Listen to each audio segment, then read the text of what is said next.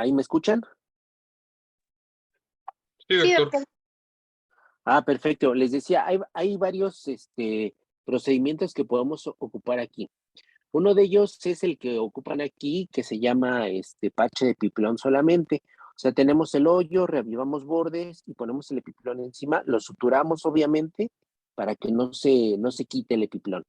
Hay otro procedimiento donde hacemos un cierre primario de la úlcera. O sea, le damos puntos para afrontar la úlcera y encima le podemos poner el epiplón también como, digamos, un segundo reforzamiento. O sea, lo mismo que hicieron en el video, pero en este caso quitamos, cerramos, biopsiamos la úlcera, cerramos con puntos de sutura y encima ponemos el epiplón. Ese es el segundo procedimiento. Y el tercer procedimiento va a ser lo que nos habló su compañera al principio en el sangrado, que sería la resección de la cirugía. ¿Sale? Esta diapositiva que tenemos ahí justamente, el esquema nos está hablando de la úlcera duodenal. ¿Sale? Ahí están haciendo el cierre primario y después hacen el parche de epiplón, que es la segunda foto de las superiores. ¿Sale? Están haciendo digamos, el doble cierre, por así decirlo. Esas son las tres alternativas que tenemos. ¿Cuál es la más efectiva? Pues depende mucho del paciente, las condiciones en las que esté, que nos aguante la cirugía. La definitiva, pues obviamente es cortar el pedazo de estómago lastimado, nos lo llevamos todo, que sería una gastrectomía parcial o una antrectomía, una resección gástrica parcial, una hemigastrectomía, dependiendo del sitio donde esté la lesión. Esa sería la ideal. Sin embargo, son cirugías muy largas, lo que mencionaba su compañera, los procedimientos de Gilroth 1, 2 o 3 que se pueden hacer son cirugías que tardan 3, 4 horas. Entonces, los pacientes deben de tener las condiciones para poderlos aguantar. Normalmente este tipo de pacientes no tienen esas condiciones, no van a aguantar esas cirugías. Por eso es que simplemente hacemos un cierre primario o un parche de epiplón, son los ejemplos más rápidos, más fáciles de hacer. Volvemos al comentario de hace rato, para poder hacer la evolución del paciente en alguna de las dos cirugías tenemos que dejarlo en ayuno 5 horas, perdónenme, 5 días, más o menos, que es el tiempo en que debería de haber cicatrizado esta úlcera y ya podemos darle de comer. Si le damos de comer antes, segurísimo va a fugar otra vez el alimento por la úlcera donde estaba la lesión inicial.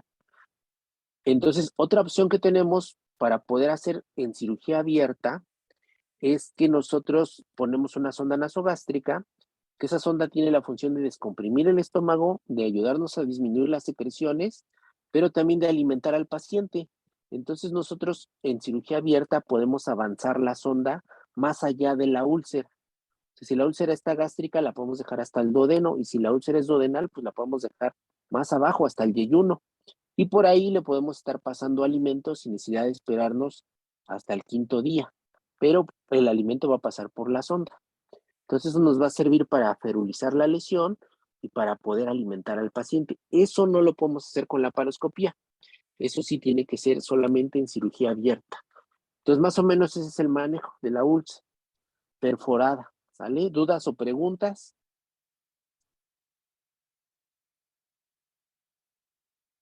No, doctor, todo bien.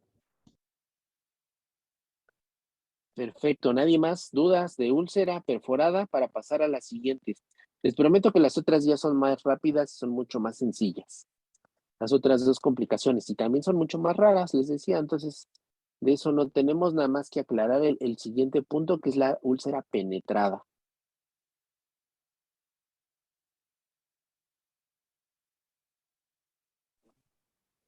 ¿Le podrás dar la siguiente, de favor?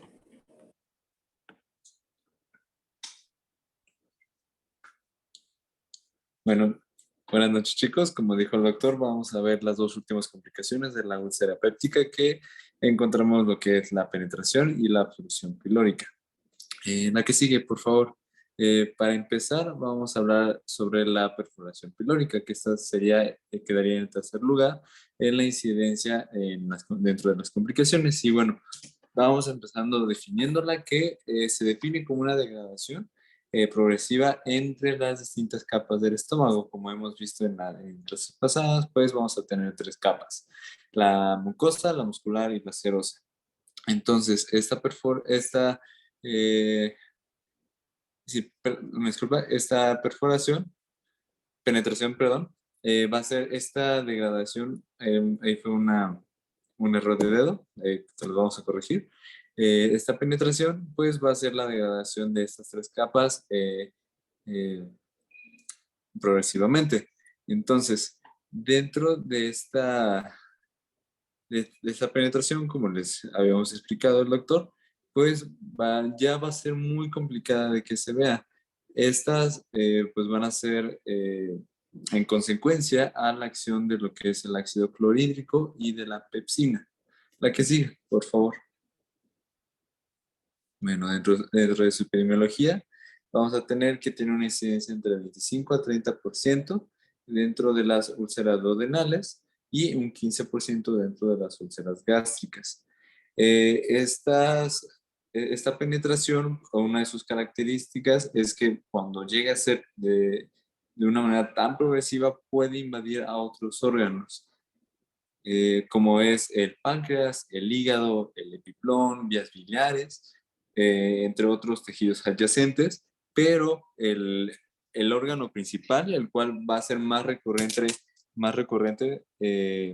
esta invasión, va a ser hacia el páncreas. De hecho, como vamos a hablar un poquito más adelante, pero se los adelanto un poco, uno de sus diagnósticos es en caso de que tengamos signos de pancreatitis, vamos a tener que medir pues lo que es la lipasa y la milasa para en caso de que checar que esta úlcera pues ya haya invadido al páncreas.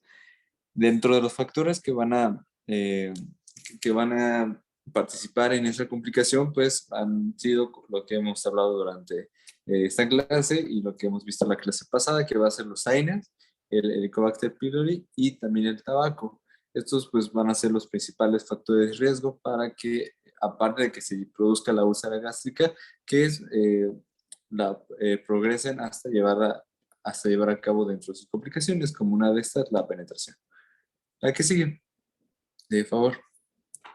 Bueno, dentro de su cuadro clínico, vamos a tener que va a ser un dolor ulceroso que va a perder su carácter circunscrito. Esto quiere decir que pues va a cambiar dependiendo al órgano que invada.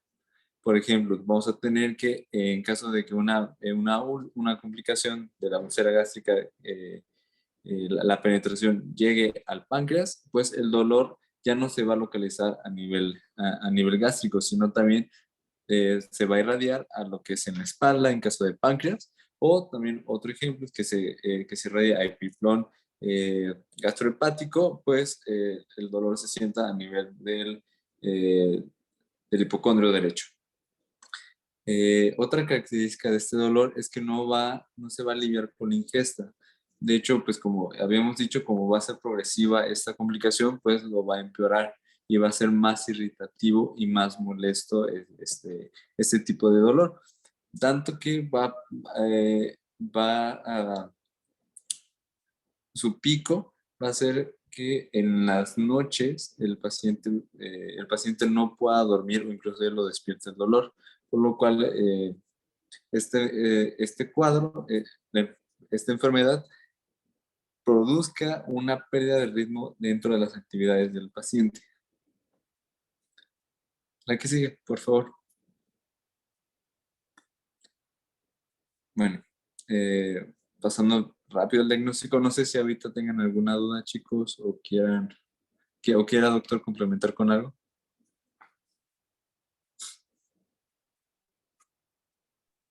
No, vamos bien. Nada más a forma de aclaración, recuerden, esta úlcera es una úlcera que se perforó, pero se perforó, digamos, hacia otro órgano. Por eso se llama que penetró. Se me confunden siempre mucho aquí. De hecho, los compañeros confundió ahí en el título de esa diapositiva donde nos puso igual perforación. Sí es una úlcera que se perforó, pero se perforó hacia un órgano adyacente, como bien decía, la más frecuente es al páncreas y digamos que de alguna forma también se selló con ese órgano. Por eso es un poquito más difícil diagnosticarla y tratarla, ¿sale? Pero ese concepto, que quede claro, se perforó, pero se fue hacia otro órgano. Continuamos. Sí, doctor.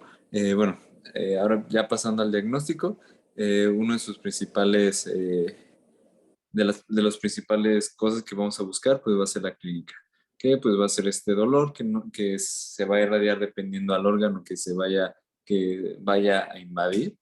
Y también pues este dolor característico que pues no se va a aliviar con la ingesta de alimentos. De hecho va a ser un dolor que pues va empeorando poco a poco y que va a hacer que el paciente pues despierte en las noches. Entonces la clínica va a ser muy importante para el diagnóstico de esta penetración. Y otro que pues, nos va a servir de apoyo pues son los estudios de imágenes, que los dos principales pues va a ser la endoscopía y la tomografía computarizada. Aquí les puse un ejemplo, como pueden ver del lado derecho en la parte superior, pues es remarcan mucho esta úlcera que ya se complicó y ya está empezando a invadir lo que es el páncreas, que está señalado con una flechita roja y la úlcera está siendo medida por una línea diagonal. Entonces, cuando veamos que ya la úlcera está invadiendo a otro tipo de tejido, a otro órgano, pues es ver cómo va evolucionando el paciente, cómo va su clínica, porque eso es lo que nos va a también dar ayuda con el diagnóstico. Y como les comenté, los niveles de amilasa y de lipasa nos van a servir de ayuda en caso de una pancreatitis provocada por una penetración de la úlcera gástrica. Pero entonces los principales estudios de imágenes que van a servir es tomografía y endoscopía. La siguiente, de favor. Ahora ya pasando al manejo, principalmente es quirúrgico mediante una laparotomía. Esta laparotomía lo que principalmente busca va a ser saber en dónde se encuentra la lesión para reconstruirla y volverle a dar esa anatomía original. Pero antes de llevar a la cirugía, pues se va a intentar hacer un estudio, un manejo farmacológico mediante pues, tratamiento de antisecretores y el sintomático, y un control sintomático del paciente, pero como hemos visto en esta clase y en la clase pasada, los principales antisecretores pues, van a ser los inhibidores de la bomba de protones.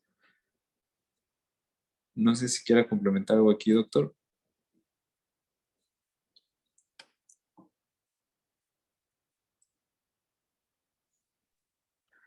No, pues solamente si tuvieran dudas o preguntas, la verdad es que esta complicación es muy rara, lo que les decía. El tratamiento quirúrgico también es muy complicado. Normalmente la mortalidad es altísima. Estos pacientes, cuando llegan a tener esta complicación, ya es prácticamente mortal, porque no hay posibilidades de poder quitar páncreas, de poder quitar algún órgano junto con lo que se pueda haber lesionado.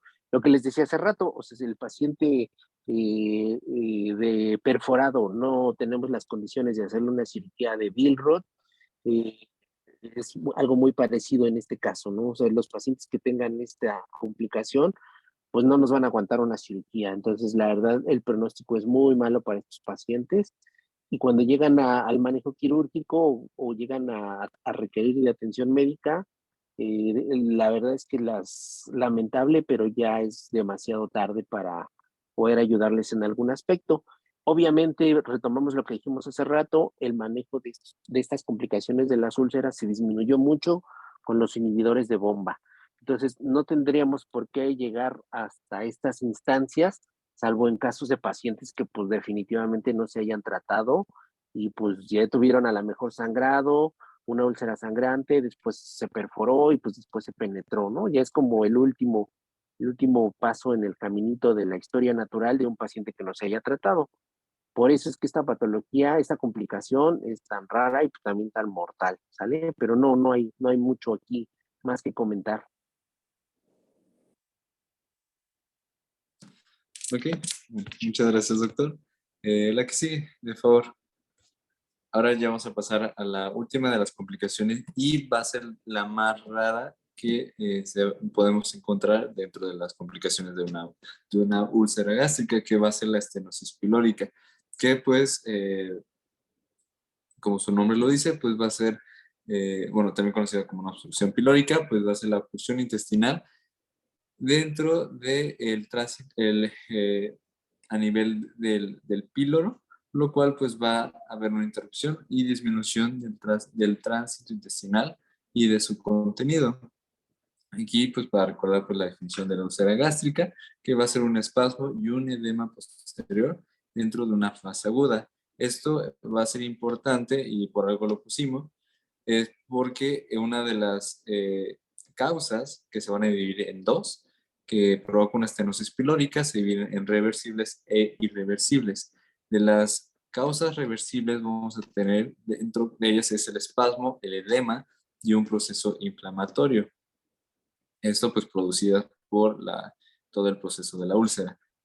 Irreversibles, esto va a ser ya debido a que una complicación de la úlcera que pues al momento de que se cicatriza todo ese tejido dañado por la úlcera, pues va a alterar la morfología del píloro, lo cual pues lo va a cerrar de manera irreversible. Entonces ya para eso pues se va a necesitar cirugía, pero ahorita en unas diapositivas más vamos a hablar más sobre eso. Y la que sigue, de favor. Bueno, otra causa que también podemos encontrar es que puede haber una malformación congénita dentro de este píloro, pero pues ya hablando de su fisiopatología, como les habíamos explicado, pues se va a deber a una hipertrofia y a una alteración en la morfología a nivel a nivel de las células que se encuentran en el píloro. Entonces, lo que va a provocar es que como se va a cerrar a ese nivel, pues ya no va a pasar todo ese contenido gástrico al duodeno, sino se va a empezar a acumular y acumular y acumular a nivel del estómago, por lo que, como hemos visto en clases pasadas, va a haber una producción de gastrina debido a la presencia de comida. Entonces, al momento de que se empieza a producir gastrina, secundariamente va a producir el ácido clorhídrico, pero todo esto no se va a poder desechar, sino se va a seguir acumulando. Entonces, la motilidad dentro del estómago pues se va a empezar a acelerar debido a que el estómago va a intentar forzar más toda su musculatura para poder deshacerse de todo este contenido gástrico. Pero pues como hay un obstáculo, pues va a fallar. Entonces se va a seguir acumulando comida, se va a seguir acumulando ácido clorhídrico hasta que llegue a un punto que el estómago pues se distienda.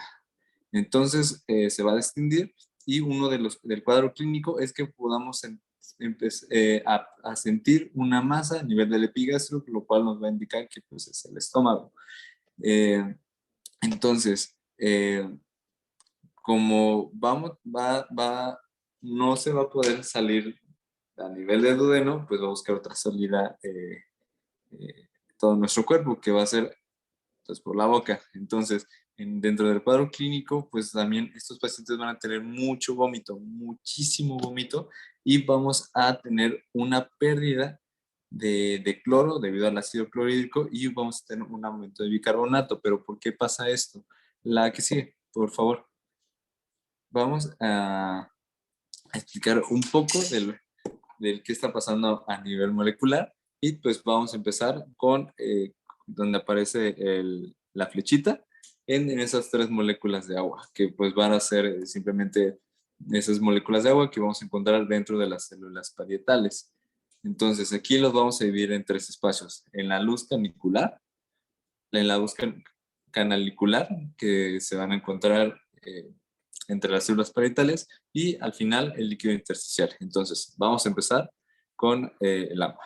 Entonces, el agua que vamos a encontrar en la célula parietal se va a disociar entre hidrogeniones e hidróxidos. Entonces, el hidróxido va a interactuar con el dióxido de carbono y nos va a dar bicarbonato. Este bicarbonato, pues, va a interactuar con otros hidrogeniones y nos va a dar el ácido carbónico, que estos hidrogeniones son procedentes del agua. Entonces, como hemos visto en las clases de nefro, la enzima que va pues mediar la formación de un carbonato pues va a ser la anhidrasa carbónica. Entonces, ya una vez formado el ácido carbónico y posteriormente haber formado el ácido carbónico, otra vez se va a disociar y nos va a dar agua y bicarbonato. Esto porque el ácido carbónico es muy volátil, entonces pues va a ser muy sencillo disociarlo. Entonces, ya una vez hecho esto, eh, esta, eh, estos hidrogeniones, van a tener que salir a la luz canicular por una bomba, que va a ser una ATPasa, que es una bomba de potasio e hidrógeno, que pues va a sacar el hidrógeno a la luz canicular y va a meter el potasio a la célula parietal.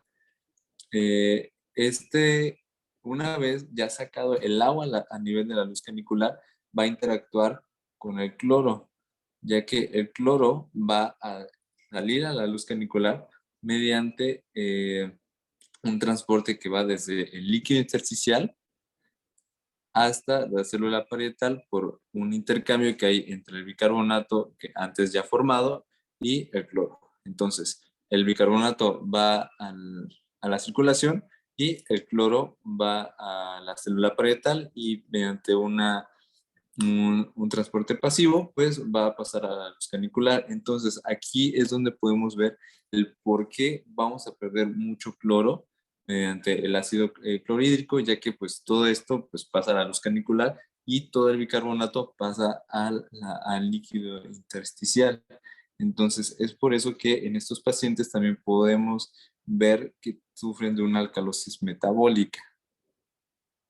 No sé si ahorita tengan alguna duda o quieren que repita algo. Todo bien. Todo bien, bro. Todo bien. Entonces, la que sigue, de favor. Entonces, ya, vamos a pasar a su cuadro clínico, que pues, como, como hemos visto, pues va a ser un dolor postprandial en epigastrio, va a ser las principales sintomatología, que va a ser náuseas y vómitos, ya como antes les había explicado. También algo importante, esos pacientes también van a sufrir de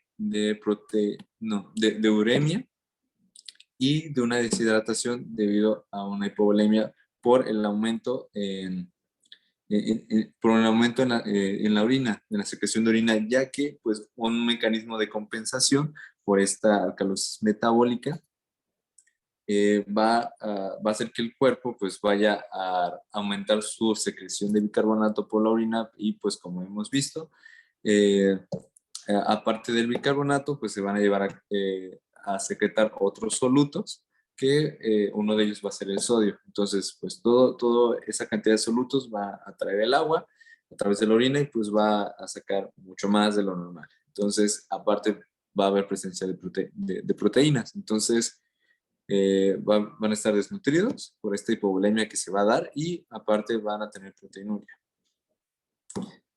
Y bueno, de los signos, pues también van a estar desnutridos, deshidratados.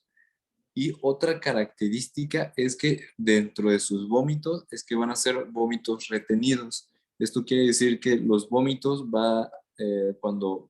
cuando vomite todo ese contenido el paciente, va a poder reconocer lo que comió, ya que pues toda esa comida, lo que encontré en la literatura, pues es comida almacenada entre de 12 y 24 horas. Encontré en alguna literatura que puede llegar hasta 48 horas, pero de las que más encontré es de ese contenido de 12 a 24 horas y que el paciente refiere que puede identificar qué fue lo que comió.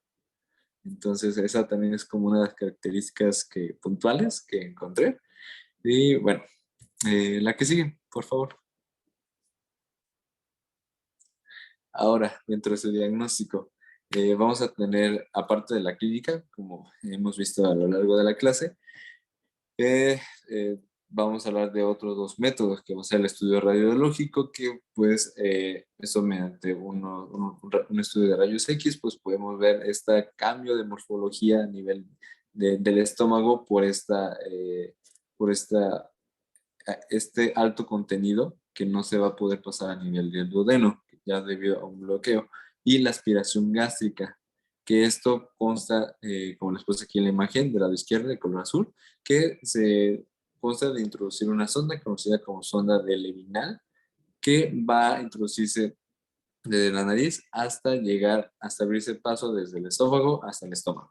Entonces, esto, aparte de que vamos a, de esta manera, identificar la cantidad de contenido gástrico que tiene el paciente, encontré que, y corríjame doctor si estoy mal, pero de lo que había encontrado es que normalmente se espera que el contenido gástrico en cualquier paciente normal sea entre 30 y 50 mililitros, y que ya un contenido mayor a 100 mililitros puede ser sospecha de diagnóstico de una estenosis pilórica.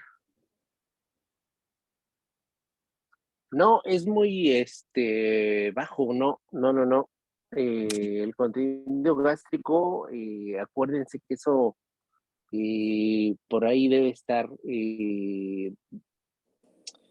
está escrito en la literatura que cada parte del intestino tiene alguna cantidad de líquido que produce. El estómago está entre 600 y 800 mililitros en 24 horas, que es el contenido aproximado de secreción al día.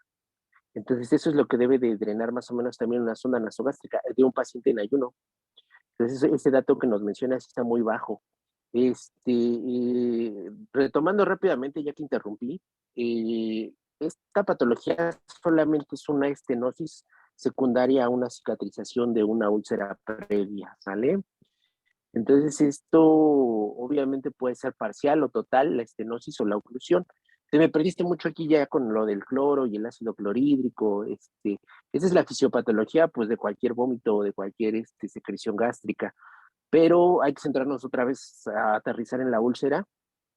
Obviamente, si el contenido no pasa, por la oclusión que llegue a tener o la estenosis que pueda tener la úlcera, y pues obviamente todo va a salir por arriba, ¿no? Todo lo va a vomitar el paciente.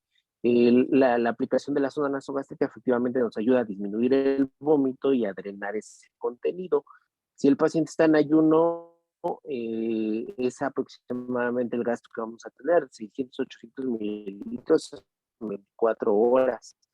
Si el paciente tiene una oclusión total, o sea, que la estenosis sea total y que no hay que pasar nada. Si está drenando menos por la sonda nasogástrica, pues probablemente esté pasando una cierta cantidad. O sea, si nos da la mitad de estenosis, o sea, sería una estenosis parcial, ¿sale? Pero tiene que ver un poquito más con eso, la cantidad. ¿Vale? Ese es el aproximado. Ok, gracias. Bueno, le puedes pasar a la que sigue. Gracias.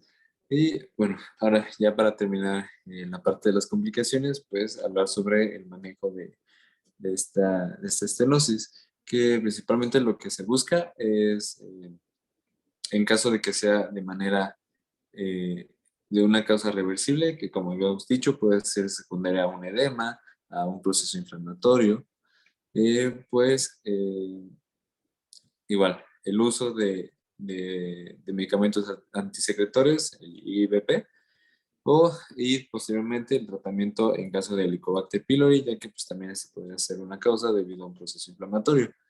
También se busca utilizar una alimentación parenteral, y en caso de que pues, no pueda haber avances con el tratamiento no invasivo, pues ya se optaría por un tratamiento quirúrgico, que lo que se busca es podría ser de una yeyonostomía percutánea a una gastrectomía subtotal.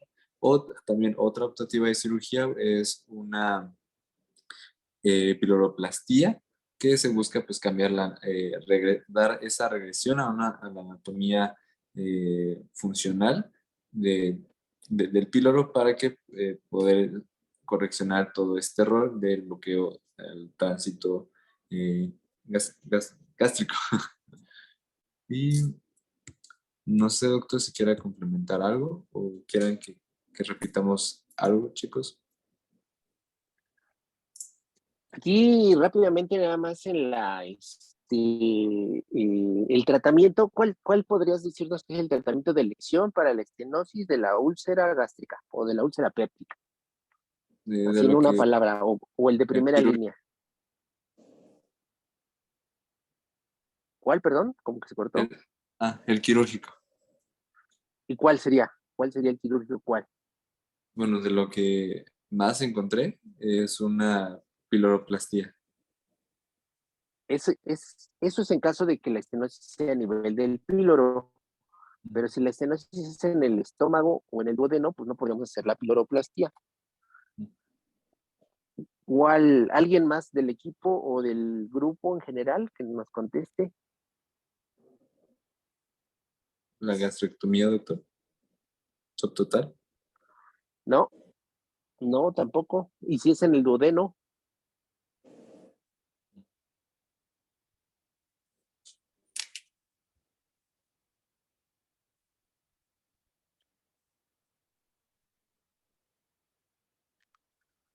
Así, pregunta de examen. Tratamiento de primera línea para las estenosis de las úlceras pépticas.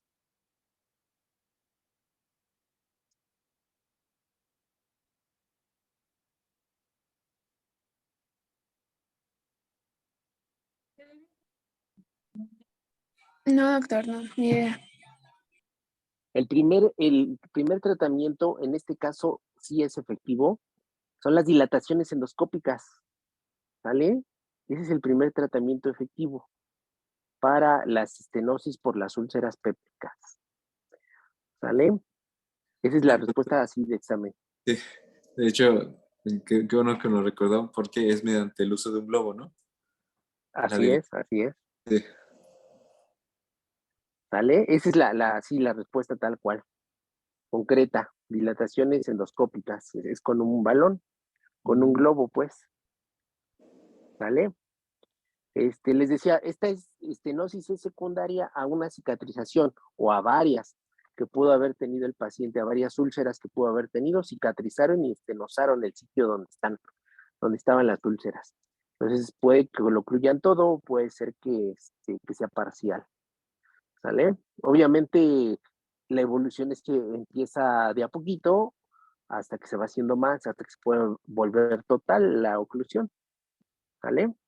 Desde que identificamos, les decía, o sea, esto es una evolución desde que el paciente tiene una enfermedad acidopéptica, después pudo haber tenido una gastritis erosiva, después tuvo una úlcera, después esa úlcera sangró y el paciente pudo haber tenido hematemesis o melena, después se perforó, se pudo haber ido a la perforación o a la penetración o cicatrizó la úlcera y nos llevó a la estenosis, ¿sale? Pero es un camino largo que recorrió el paciente. Perdón, no es el caso de que el paciente ya llegó con una estenosis por una úlcera y nunca nos habíamos dado cuenta, ¿no? No, o sea, es un recorrido de todo lo que hemos visto, de los temas que hemos visto hasta ahorita. Esa es la evolución de la enfermedad del paciente, ¿sale? ¿Dudas, preguntas hasta aquí? No, doctor. ¿Cómo se No. sienten para ver todavía enfermedades Solinger-Ellison o lo dejamos para otro día? Nada más para que no se me duerman.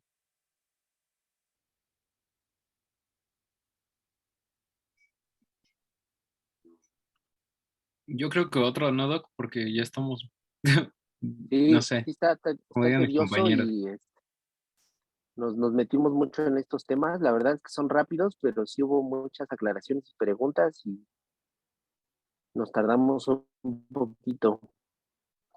Si quieren lo dejamos. La verdad es que cáncer gástrico no creo que sea tanto. Igual lo podemos juntar las dos para el próximo lunes. Obviamente empezamos con esta parte, que ya no es mucho, pero pues sí los necesito bien despiertos. Y continuaríamos con cáncer gástrico en la siguiente sesión. O sea, terminaríamos los dos temas para la próxima clase. Les digo, cáncer gástrico no creo que sea tanto y yo creo que ahí podemos meterlo sin problema esta parte que nos faltó.